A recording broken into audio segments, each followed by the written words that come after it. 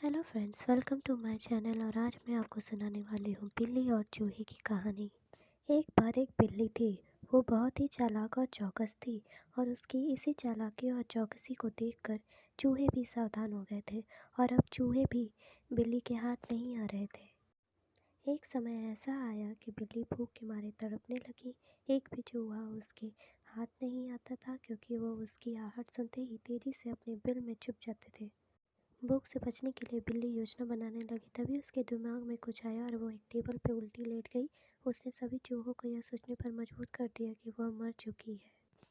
सारे चूहे बिल्ली को ऐसा लेटा हुआ अपने बिल से ही देख रहे थे। उन्हें पता था कि बिल्ली बहुत चालाक है, इसलिए उनमें से कोई भी चूहा अपने बिल से बाहर नहीं आया। लेकिन बिल्ली भी हार मानने वालों में से नहीं थी। वो बहुत देर तक उसी टेबल पर उल्टी लेटी रही। धीरे धीरे चूहों को लगने लगा कि बिल्ली मर चुकी है।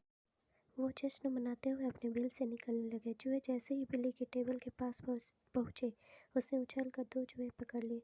इस तरह बिल्ली ने इस बार तो अपने पेट भर लिया, लेकिन चूहे अब और भी ज़्यादा सतर्क हो गए।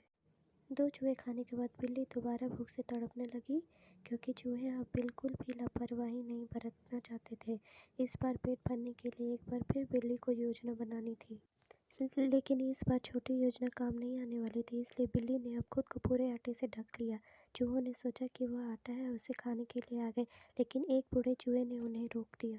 बूढ़े चूहे की बात सुनकर सारे चूहे जब बहुत देर तक एक भी चूहा बिल्ली के पास नहीं पहुंचा, तब बिल्ली थकने की वजह से वहां से उड़ गई।